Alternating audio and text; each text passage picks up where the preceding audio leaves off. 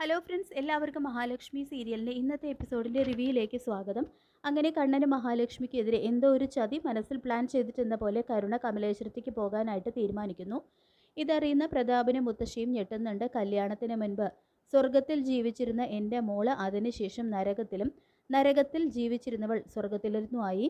അവളുടെ എല്ലാ ഉയർച്ചയ്ക്കും കാരണം അവൾ പൂജാമുറിയിൽ വെച്ച് ആരാധിക്കുന്ന അയ്യപ്പ വിഗ്രഹമാണ്. അത് എവിടെ നിന്നും എടുത്തു മാറ്റണം എന്നെല്ലാം പ്രതാപം പറയുമ്പോൾ, ഒരിക്കൽ അത് എടുത്തു മാറ്റാൻ നോക്കിയിട്ട് എന്താ ഉണ്ടായതെന്ന് അറിയാലോ എന്ന് ഉണ്ണി ചോദിക്കുമ്പോൾ, ജീവനില്ലാത്ത ഒരു വിഗ്രഹം പോലും എടുത്തു മാറ്റാനുള്ള കഴിവ് നിനക്കില്ലേ എന്ന് ചോദിച്ചുകൊണ്ട് ഉണ്ണിയെ കൊച്ചാക്കി സംസാരിക്കുന്നുണ്ട് പ്രതാപൻ. ഇതേ സമയം കരുണ വരുന്നു. എനിക്ക് അവിടെ നിന്നുകൊണ്ട് തന്നെ ആ രാക്ഷസ കൂട്ടങ്ങളെ ജയിക്കണം, അതിനാണ് ഞാൻ തിരിച്ചു പോകാൻ തയ്യാറിരിക്കുന്നത് എന്ന് പറയുന്നുണ്ട് കേട്ടോ കരുണ. ഇനി എടുത്തു ചാടി ഒന്നും ചെയ്യേണ്ട, ഒരവസരം വരുന്നത് വരെ കാത്തിരിക്കണം എന്നെല്ലാം ഉണ്ണി പറയുമ്പോൾ, അങ്ങനെ കാത്തിരുന്ന് കഴിഞ്ഞാൽ മൂക്കിൽ പല്ലു മുളയ്ക്കും, മുടി നരയ്ക്കും എന്ന് പറഞ്ഞുകൊണ്ട് ഉണ്ണിയുടെ നേരെ പൊട്ടിത്തെറിക്കുകയാണ് കരുണ ചെയ്യുന്നത്. ഇവന് പോലും ഇപ്പോൾ ലക്ഷ്മിയെ പേടിയാണ്. എന്തിന്, മോഹിനിയുടെ മുന്നിൽ പോലും തല ഉയർത്തി നിന്ന് സംസാരിക്കാൻ ഇവന് പറ്റുന്നില്ല. എന്താ അതിൻ്റെ കാരണം എന്ന് മനസ്സിലാവുന്നില്ല എന്നെല്ലാം പ്രതാപനെ കുറിച്ച് മുത്തശ്ശി പറയുന്നുണ്ട്. ഇതേ സമയമാണ് മോഹിനി അമ്പലത്തിൽ നിന്നും വരുന്നത്. അപ്പോൾ മോഹിനിയെ പുച്ഛിച്ചും കളിയാക്കിയൊക്കെ സംസാരിക്കുന്നുണ്ട് പ്രതാപനും മുത്തശ്ശിയും ചേർന്ന്. തുടർന്ന് നമ്മുടെ കുഞ്ഞിന് ഇനിയും കുട്ടികളുണ്ടാവും, പക്ഷേ ഇവളുടെ മോൾക്ക് ദാമ്പത്യ ജീവിതം ഇല്ല. അതിന് ആ വൈദ്യരുടെ അടുത്ത് ജീവിതകാലം മുഴുവൻ ചികിത്സയ്ക്ക് പോയാലും ശരി, മാലയിട്ട് മലയ്ക്ക് പോയാലും ശരി, അവൾക്കൊരു കുഞ്ഞിനെ താലോലിക്കാനുള്ള ഭാഗ്യം ഉണ്ടാവില്ല എന്ന് പറഞ്ഞുകൊണ്ട് മോഹിനിയെ കുത്തി നോവിക്കുകയാണ് മുത്തശ്ശി. ഇത് കേട്ട് കരുണയ്ക്ക് ഒരുപാട് സന്തോഷമാവുന്നുണ്ട്.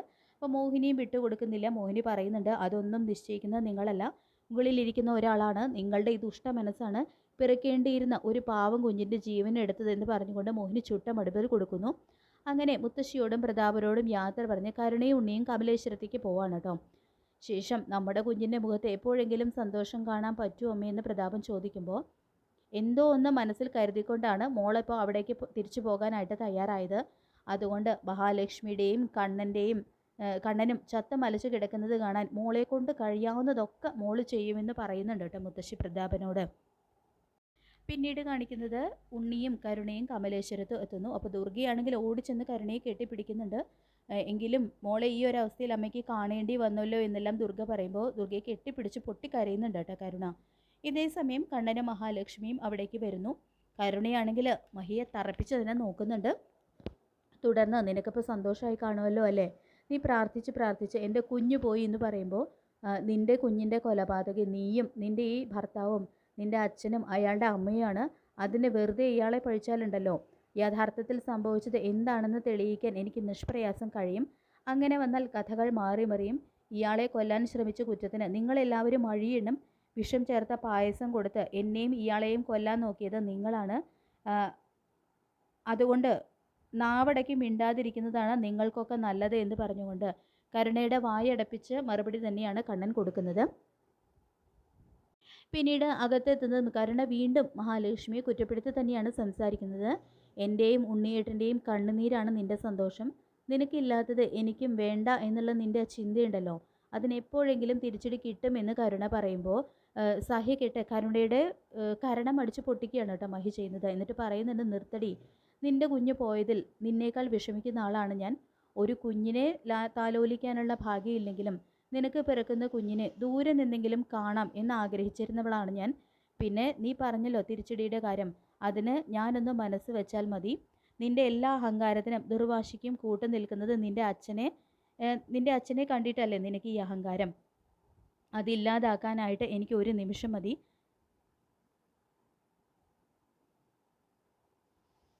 കാരണം അയാൾ ചെയ്ത ഒരു കുറ്റവും മനസ്സിൽ വെച്ചുകൊണ്ടാണ് എൻ്റെ നടപ്പ്. എല്ലാം ഞാൻ തുറന്നൊടിച്ച് പറഞ്ഞു കഴിഞ്ഞാൽ അയാൾ ജയിലിലാണ് എന്നെല്ലാം മഹി പറയുമ്പോൾ അത് കേട്ട് ഒന്ന് വല്ലാതാവുന്നുണ്ട് കേട്ടോ കരുണ. ഇതേ സമയം മുത്തശ്ശി പറഞ്ഞ കാര്യങ്ങളും കരുണയുടെ മനസ്സിലൂടെ വരുന്നുണ്ട്. അവനിപ്പോൾ അവളെ പേടിയാണെന്നും മോഹിനിയുടെ മുന്നിൽ പോലും ഇവനിപ്പോൾ പഞ്ചപുച്ഛം അടക്കമാണ് നിൽക്കുന്നത് എന്ന് മുത്തശ്ശി പറഞ്ഞ കാര്യങ്ങൾ ഇതേ സമയം കരുണയുടെ മനസ്സിൽ വരുന്നുണ്ട്. തുടർന്ന്, എന്താടി നിനക്ക് എൻ്റെ അച്ഛനെക്കുറിച്ച് അറിയാവുന്നത്, ധൈര്യം ഉണ്ടെങ്കിൽ പറയടി എന്ന് കരുണ ചോദിക്കുമ്പോൾ, അത് നിന്നോട് പറയാനായിട്ട് എനിക്ക് ഒരു ധൈര്യക്കുറവില്ല. നിൻ്റെ അച്ഛൻ വലിയൊരു കൊലപാതകം ചെയ്തിട്ടാണ് എൻ്റെ മുന്നിൽ ആളാവുന്നത്. അത് മറ്റാരെയല്ല, കണ്ണേട്ടൻ്റെ അച്ഛൻ്റെ ജീവൻ എടുത്തത് നിൻ്റെ അച്ഛനാണ്. അതുകൊണ്ട് അധികം അഹങ്കരിക്കേണ്ട മോളെ. നിന്റെ അച്ഛനെ ജയിലിലാക്കാൻ ഈ നിമിഷം എനിക്ക് കഴിയൂ എന്ന് മഹി തുറന്നടിക്കുമ്പോൾ അത് കേട്ട് ഞെട്ടുന്നുണ്ട് കേട്ടോ കരുണ. പക്ഷെ മറ്റൊരു കാര്യം അവിടെ സംഭവിക്കുന്നുണ്ട്. മഹി ഈ കാര്യങ്ങളെല്ലാം കരുണയോട് പറയുന്നത് അവിടെ മറഞ്ഞു നിന്ന് ദുർഗ കേൾക്കുന്നുണ്ട്. അപ്പോൾ ദുർഗയ്ക്കും അത് കേട്ട് ഞെട്ടുന്നുണ്ട് കേട്ടോ. അപ്പോൾ വിശ്വേട്ടനെ കൊന്നത് പ്രതാപനാണോ കരുണയുടെ അച്ഛനാണോ എന്നുള്ള ഒരു സത്യം ദുർഗ ഇതേ നിമിഷമാണ് തിരിച്ചറിയുന്നത്. അങ്ങനെ കരുണയും സത്യങ്ങളെല്ലാം മനസ്സിലാക്കുന്നു. വെറുതെയല്ല അച്ഛൻ ഇവളുടെയും അമ്മയുടെയും മുന്നിൽ പഞ്ചപുച്ഛം അടക്കി നിൽക്കുന്നത്. ഇവളെങ്ങാനും എല്ലാ സത്യവും എല്ലാവരോടും പറഞ്ഞു കഴിഞ്ഞാൽ അച്ഛൻ പിന്നെ ജയിലിലാകും. അതുകൊണ്ട് ഇവളെ അധികം ചൊടിപ്പിക്കാതിരിക്കുന്നതാണ് നല്ലത്. അങ്ങനെ ഇവളെ ഏത് വിധേനയും മുകളിലേക്ക് എത്രയും പെട്ടെന്ന് പറഞ്ഞു വിടണം എന്ന് തന്നെ ഒരു ചതി മനസ്സിൽ പ്ലാൻ ചെയ്യാണ് കേട്ടോ കരുണ ചെയ്യുന്നത്. പിന്നീട് കാണിക്കുന്നത് സീമന്തിനി കണ്ണനെ കാണാനായിട്ട് എത്തുന്നു. മേഘനെ എങ്ങനെയെങ്കിലും ജയിലിൽ നിന്ന് പുറത്തിറക്കാനായിട്ട് കണ്ണൻ്റെ സഹായത്തിന് വേണ്ടിയിട്ടാണ് കേട്ടോ സീമന്തിനി വന്നിരിക്കുന്നത്. അപ്പോൾ സീമന്തിനി പറയുന്നുണ്ട് അവനെ എങ്ങനെയെങ്കിലും ജാമ്യത്തിലെടുക്കണം, അതിന് നീ ഒന്ന് സഹായിക്കണം കണ്ണ. അവൻ എത്ര ദുഷ്ടനാണെങ്കിലും ഞങ്ങൾക്ക് മോനായി പോയില്ലേ. അവൻ മോനായിട്ട് അവൻ ഒരുത്തൻ മാത്രമേ ഉള്ളൂ. അവൻ്റെ അച്ഛൻ്റെ കാര്യം അറിയാലോ. അങ്ങേർക്ക് എഴുന്നേറ്റ് നടക്കാൻ കഴിയുമായിരുന്നെങ്കിൽ അവനെ എങ്ങനെയെങ്കിലും പുറത്തിറക്കിയേനെ. അതുകൊണ്ട് നീ എങ്ങനെയെങ്കിലും സഹായിക്കണമെന്നെല്ലാം സീമന്തിനി കരഞ്ഞു പറയുമ്പോൾ അമ്മായിയും അമ്മാവനും കൂടി സ്വന്തം മോനെ വളർത്തി ക്രിമിനലാക്കി. അങ്ങനെയുള്ള ഒരുത്തനെ രക്ഷിക്കാനായിട്ട് എനിക്ക് കഴിയില്ല. കുറച്ച് നാൾ അവൻ ജയിലിൽ കിടക്കട്ടെ, അങ്ങനെയെങ്കിലും അവനൊരു മാറ്റം ഉണ്ടാവട്ടെ.